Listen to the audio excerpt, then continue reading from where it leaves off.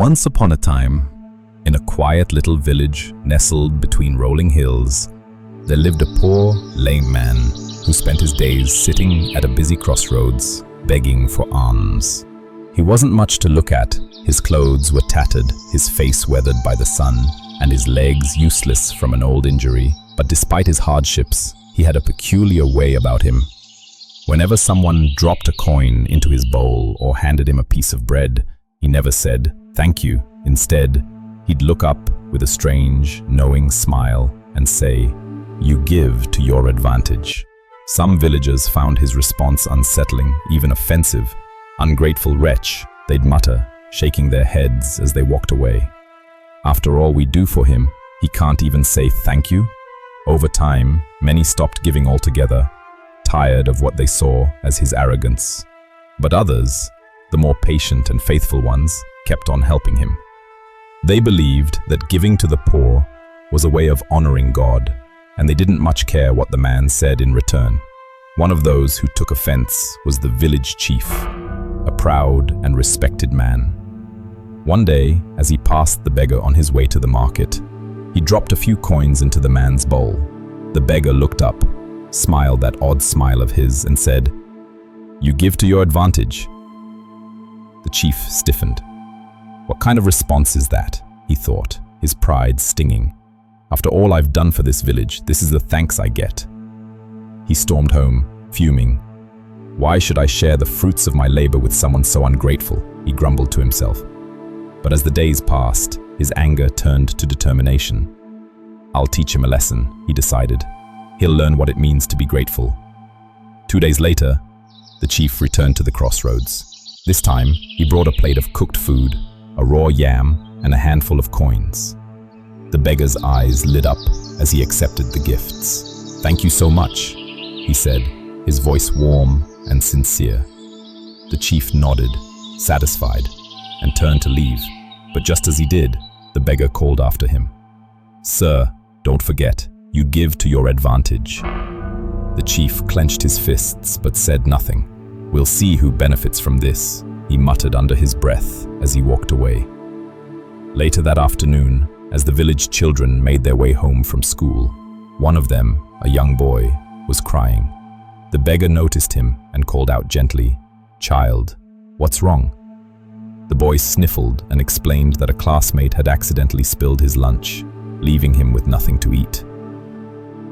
The beggar's heart ached for the boy. Without hesitation, he handed over the plate of cooked food he'd received from the chief.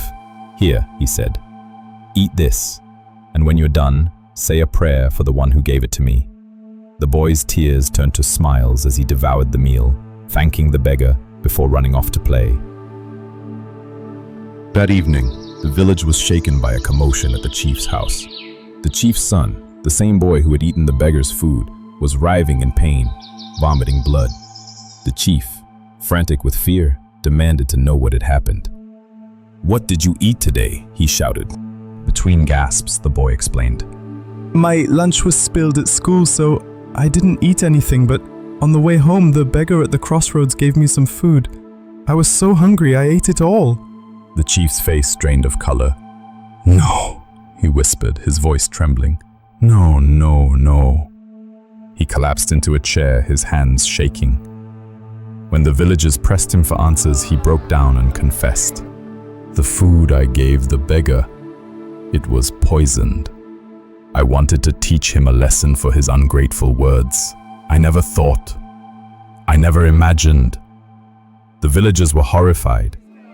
They rushed to the crossroads where they found the beggar sitting calmly as always. "Why did you give that food to the chief's son?" they demanded. "Did you know it was poisoned?" The beggar's eyes widened in shock. "Poisoned? No, I had no idea. I often share what I receive with others who are hungry. I ask them to pray for the ones who gave the gifts. That's why I always say, you give to your advantage. I believe that kindness returns to the giver in ways they can't always see." The villagers fell silent, struck by the beggar's selflessness.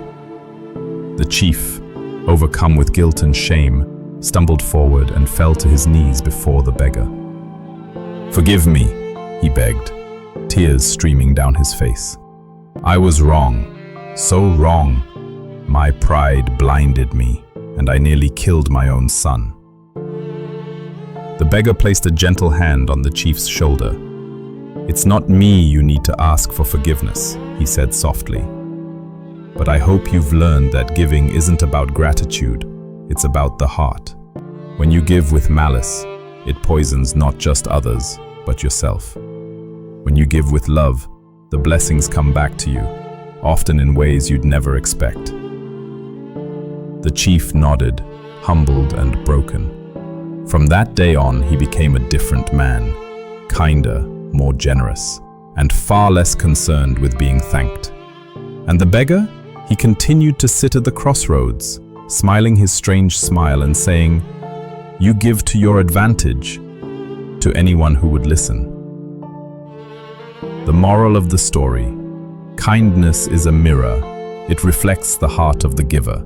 Give with love, and the blessings will find their way back to you. But give with malice, and you may find yourself choking on the poison of your own making.